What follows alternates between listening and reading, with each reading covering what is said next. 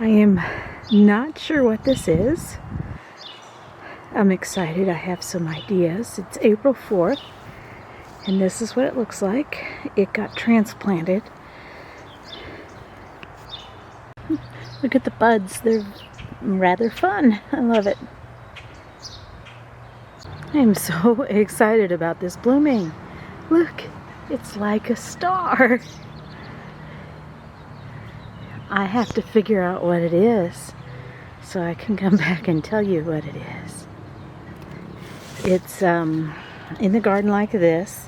It was over in here, but I moved it, so it survived just fine. It's got this grass-like foliage with some more blooms lower.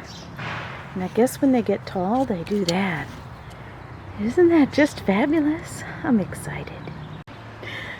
This is a Camassia esculenta leichtlini.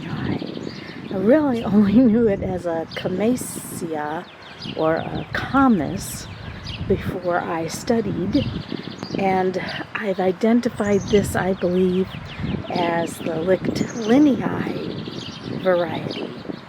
The name Camassia is from the Native American Indian name of Camas, K-A-M-A-S, or Quamash, as it was used for Native Americans and settlers as a food source.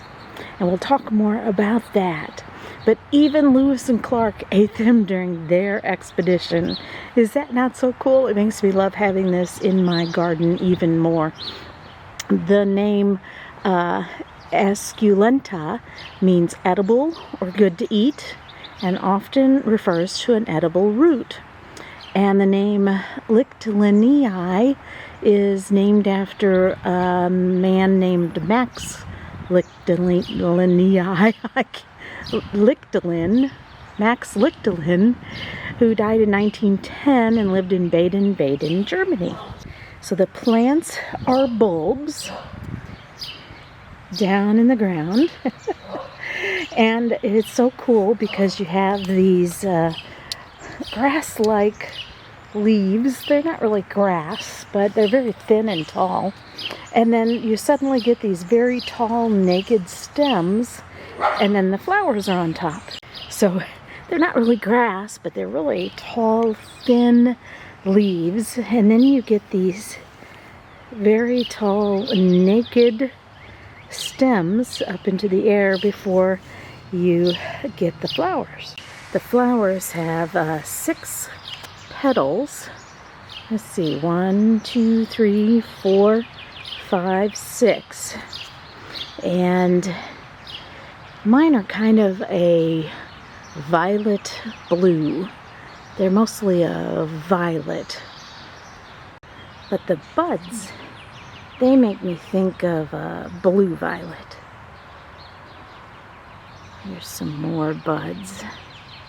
When we first saw them blooming this year, we both exclaimed, my hubby and I even said it out loud, they look like stars. I mean, how fun is that? And so they bloom on these florets. Let's see, like, oops, separate that stem out. Here's a stem, and there's like a floret, and they bloom from the bottom down, from the bottom up. And so you can see the bottom ones are all blooming, and the top ones have yet to bloom. Like all bulbs, this grass-like stuff will die back, and the nutrients will be restored to the bulbs so that they will bloom next year.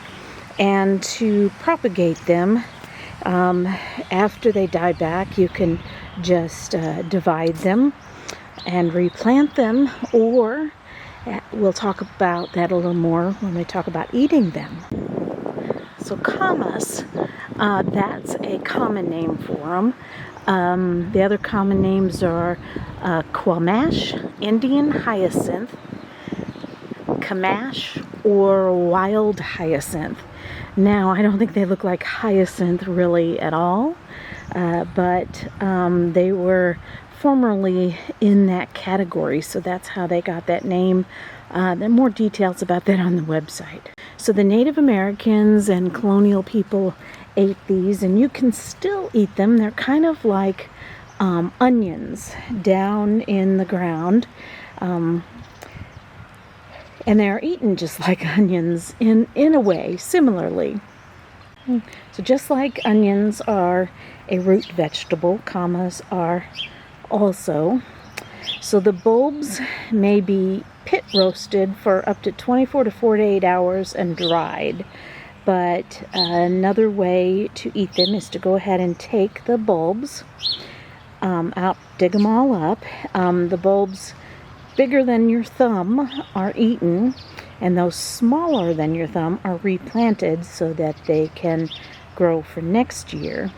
So just like an onion, it can be, the skin is cleaned off and you break off the crown. But unlike an onion, this takes much longer to cook. So you can put it inside of a steamer. I have one that's like an expandable metal one that can go into any size pot. So you put them inside that, and you put them inside of a crock pot, and then you cover them with water because we are steaming. And then you steam them for 36 hours. I mean, that's a day and a half. Can you picture the Native Americans and Lewis and Clark steaming these for a day and a half? I'm sure they had to do it over a fire. So maybe they made up a whole bunch and put them in their packs for later. So the camas then, while they're steaming, they will begin to get brown, and as they brown up, they'll start smelling like sweet molasses, and in the end, they'll end up very dark brown, just like an onion. So when you caramelize an onion, that's a process of breaking it down, and it sweetens them, and so that's what this 36-hour period does for the camas. Then, because it takes so long to cook the camas bulbs, if desired, you can then squish them with a glass and dehydrate them and then freeze them so that you can take them out and rehydrate them, I guess similar to a dehydrated potato, to eat later. So it's a good idea, since it's a 2-day process to cook them, to go ahead and make them in bulk and then dehydrate them and freeze them for later. Now, I don't have a tag for my Camassia, but I found 2 different varieties. The Quamash species is a common variety, and it's shorter, about 11 inches. And mine definitely is taller than 11 inches.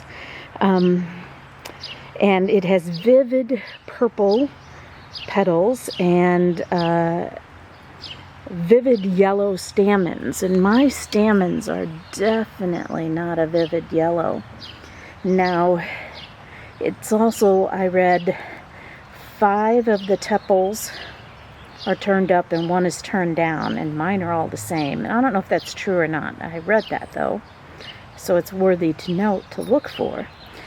Now the other variety, leichtlini, which is what I think this is taller, some 35 inches or 3 feet tall, which that's about what mine is, and it has a pale blue or purple.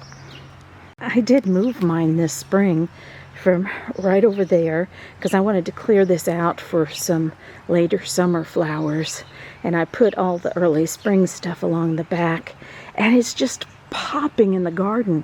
I'm so happy that it is blooming,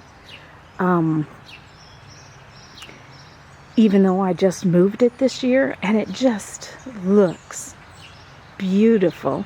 And I plan on marking it.